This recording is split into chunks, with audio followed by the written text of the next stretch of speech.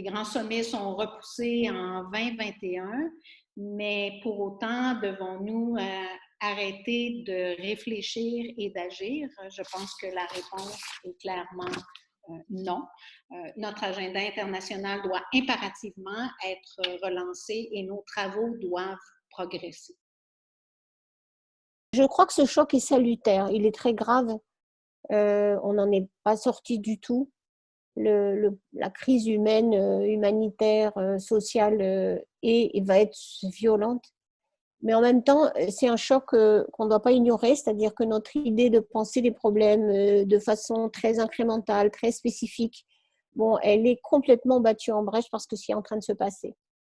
Cette crise, parce que c'est une crise sociale d'abord, c'est une crise du chômage, une crise humanitaire, une crise de santé, d'accès aux soins de santé, une crise de chômage tout de suite, de revenus. Elle va obliger à penser les choses aussi de façon intégrée entre la question écologique et la question sociale. Et quand même, on ne l'a pas fait tellement facilement depuis quelques années. On ne peut plus penser séparément les sujets. Et du coup, c'est pour ça que ces derniers jours, j'ai plaidé pour qu'on se tourne d'une diplomatie spécifique, la diplomatie du climat, vers une diplomatie qui se réoriente vers cette reconstruction, vers la transition écologique. Et que ce soit de ce sujet qu'on discute entre pays, que ce soit de ce sujet qu'on discute entre entreprises, entre villes, entre organisations de la société civile, et si possible en incluant le débat beaucoup plus large avec les citoyens. Laurence a parlé de l'intégration du climat et de la biodiversité. Je pense que le plus on s'en rapproche des instances qui font la mise en place des mesures, le plus c'est une évidence. Pensons à certains très très bons exemples, par exemple en Uruguay, où les 3 conventions sont regroupées dans une même organisation de mise en place au niveau local.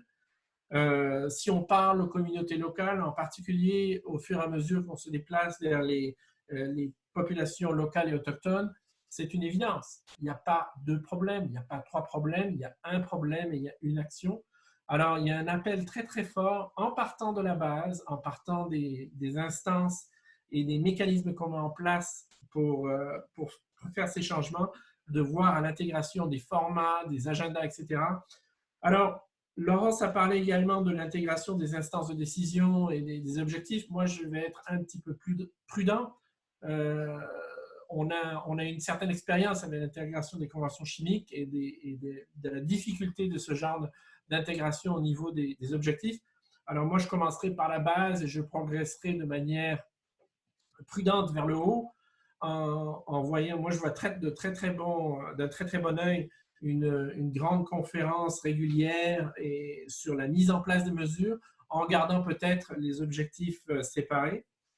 Mais là, évidemment, il y a beaucoup de choses à faire. On a constaté beaucoup d'éléments de dysfonctionnement dans le processus multilatéral.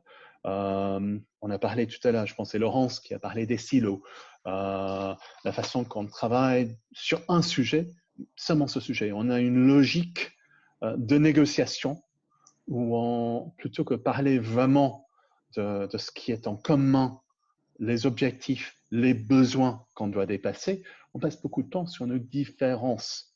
Oui, il faut mettre en exergue nos différences. Nos perspectives ne sont pas les mêmes, nos objectifs ne sont pas les mêmes, mais nous sommes face quand même aux problèmes communs. Et nous avons des moyens de fonctionner qui ne sont pas forcément ce dont on a besoin. Et ça m'a vraiment beaucoup frappé dans mon rôle de président de SAPSTA à Madrid. C'était très difficile à dépasser ces divergences. Quand j'étais président de SAPSTA de la Convention climat, j'avais un point à l'ordre du jour qui était sur la coopération avec d'autres organisations internationales.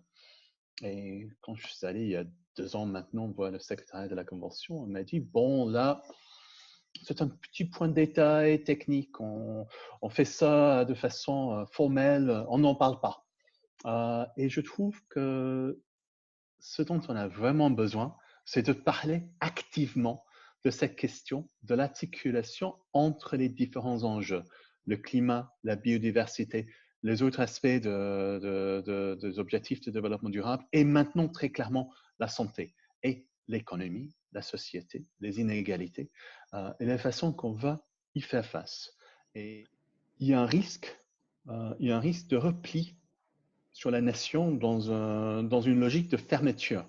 Et on voit ça un peu dans le débat actuel, non seulement avec la crise Covid-19, mais même avant, avec la montée d'un certain nationalisme au niveau mondial, parfois autoritaire dans certains pays, parfois populiste.